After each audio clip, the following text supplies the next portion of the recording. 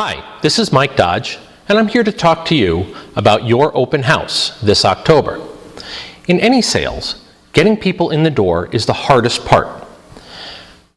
For the visitors who visit your open house, who walk through your door, there are generally 4 types of people you can expect to encounter.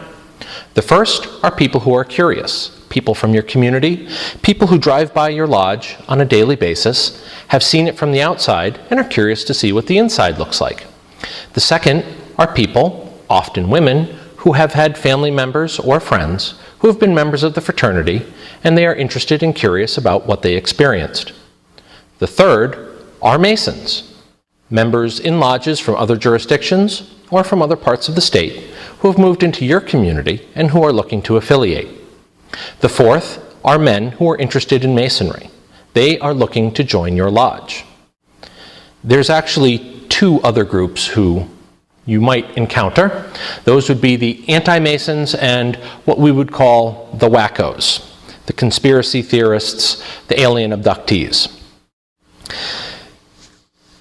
The first thing to remember, of course, is to be polite. Do not engage them, especially the anti-Masons. They want to get in an argument with you. They want to antagonize you. Don't let them.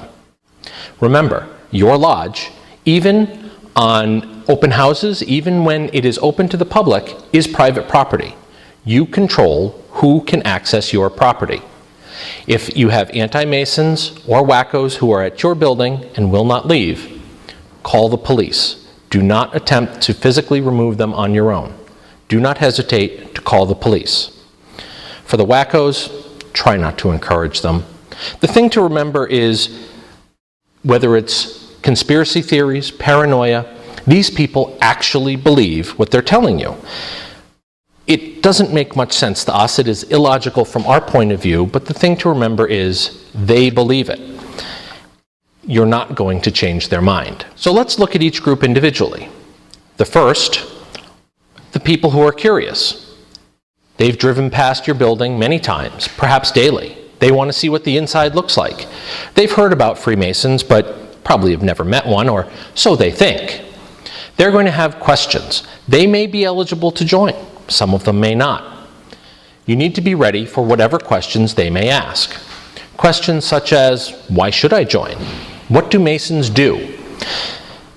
The answers that you give them, you, the big you, all the people present at your open house, should be consistent. Talk about your answers to these questions before your open house begins. The last question that you're going to get, perhaps the most important, is personal to each of you. And that question is, why did you join Masonry? This allows you to interact and to connect with them on a personal level. Don't be afraid to be honest, no matter how mundane or fantastic the truth may be. Be prepared to answer, is Masonry a secret society?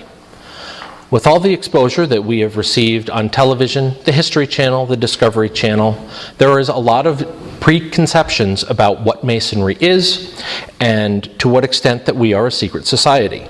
Have a good answer for this. The best impression that you can leave on someone who is only curious and not interested in joining the fraternity is that Freemasonry is a benevolent institution which offers no threats to the community. The second group of people who you can expect to visit your lodge are oftentimes women, but they are people who have had members of their family who are members of the fraternity. They are visiting because they are curious about their ancestors, and Masonry may hold some sense of nostalgia for them. They have many of the same questions as the previous group, although they're not looking to actually join. They are looking for information about why their ancestors joined. They are looking for validation that their friends and or family were good people. Assure them that they are. It doesn't matter if someone is eligible to join or not. Everybody who comes through your lodge doors should have a positive experience. Even women have sons, brothers, husbands, fathers who may be eligible to join Freemasonry. Don't be too concerned with correcting titles or playing games of one-upsmanship with visitors. You aren't competing with them. They probably aren't that concerned with your accomplishments, they want assurances that the people they remember were members of Freemasonry for a good reason. The third type of individual who might be visiting your lodge are Masons who are members from other jurisdictions or elsewhere in Connecticut and who are looking to affiliate with your lodge. Have information for them to explain to them what your lodge does. Understand that their questions and attitudes are formed by their experience at their former lodges. That they have taken the time to visit your lodge shows that they are interested in Freemasonry.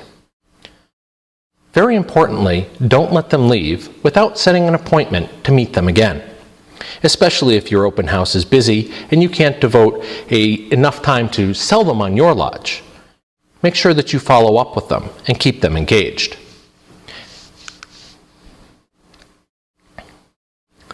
The fourth type are men who are interested in Masonry and may think they want to join. Be honest with them.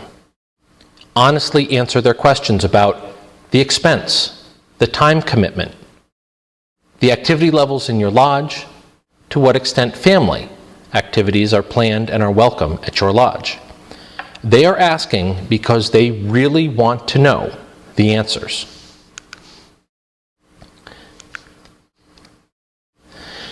If you feel that you need more speaking points, please be sure to check out 10 Reasons to Become a Mason.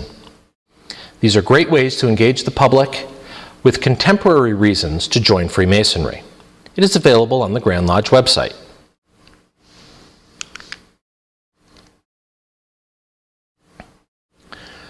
We recommend avoiding the use of catchphrases and slogans that you can't properly explain.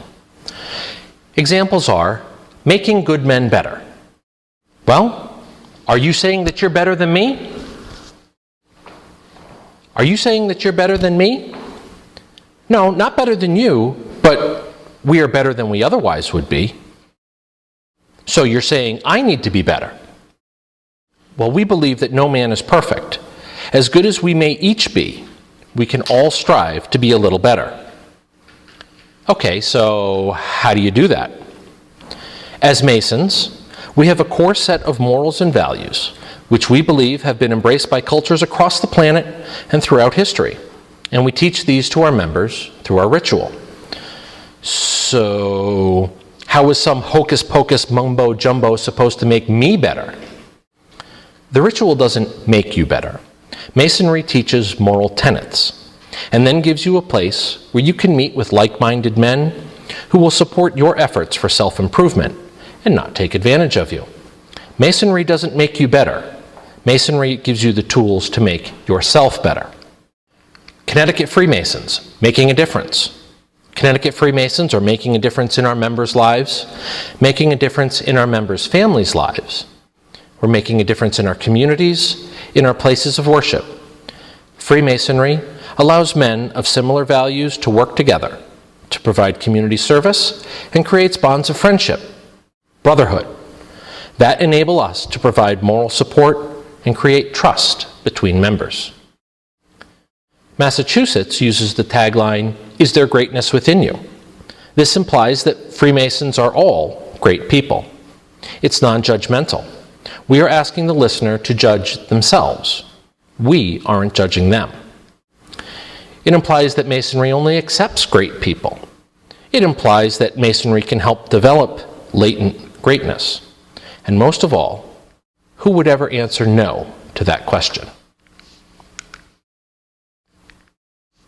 Understand that if you're going to use catchphrases to sell Masonry, you must be able to explain what those phrases mean.